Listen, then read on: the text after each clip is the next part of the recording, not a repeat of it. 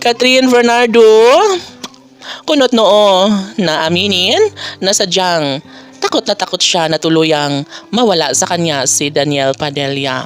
Yes naman, noon pa ay inamin na ni Catherine Bernardo na sadyang mahal na mahal niya si Daniel at ito lamang ang lalaking gusto niyang makapiling hanggang sa pagtanda. Ang lalaking gusto niyang maging ama ng kanyang mga magiging supling.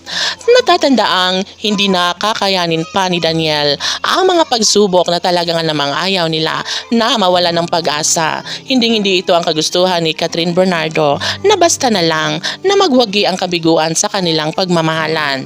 Isang taon ay ipinangako na ni Catherine na sadyang hindi na niya hahayaan pa na makawala sa kanyang buhay si Daniel, ngunit nangyayari pa rin at nawalang saysay ang lahat.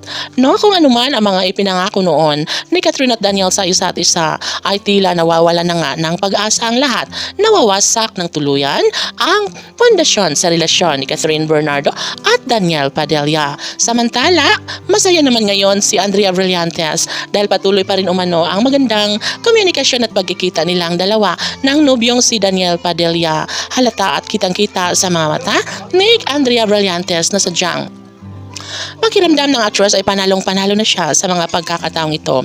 Ito na nga siguro ang hindi na dapat pang patunayan pa ni Andrea dahil bukod maganda rin naman si Andrea. Kaya hindi talaga masisisi ng mga fans si Andrea na magustuhan ni Daniel Padilla dahil sila lamang umano ang deserve naman na magsama sa habang buhay. Nababagay ang dalawa na magkatuluyan, kaya payo ng mga netizens na dapat ay unti-unti nang tatanggapin ni Catherine Bernardo ang lahat sa kanilang kabiguang nangyayari sa kanilang pagmamahalan. Bukod sa minahal ni Andrea si Daniel, I love na love rin ni Daniel si Andrea, kaya walang sisihan ang naganap sa tagpong ito. Nais ng lahat na magkaroon ng happy ending sa pagmamahalang tunay na dapat sana ibahagi ni Daniel at Catherine na sila lamang ang magmamahalan sa habang panahon. Nais na magkaroon ng pagkakatagumpay sa tamang pagkakataong nais na ibahagi. Dapat sana'y magpunyagi at magtagumpay si Catherine sa kung sino mang lalaki ang kanyang iibigin at sasamahan hanggang sa pagtanda. Panalangin ng taong bayan na sana nga ay magiging happy naman ang pagkatao ni Catherine Bernardo sa halip na mag-focus na lang siya sa kanyang sarili. Huwag na niyang atupagin pa ang kabiguan na kanyang nararanasan sa pagmamahal ng gwapong aktor na si Daniel Padilla. Sadyang hindi na talaga po pwede na magbalikan si Catherine at Daniel sapagkat nangako na rin si Daniel kay Andrea na ito na lamang ang huling babaeng kanyang mamahalin.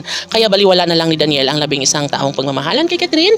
Yun ay sinyalis na talagang wala ng pagmamahal na nararamdaman si Daniel kay Catherine. Laban!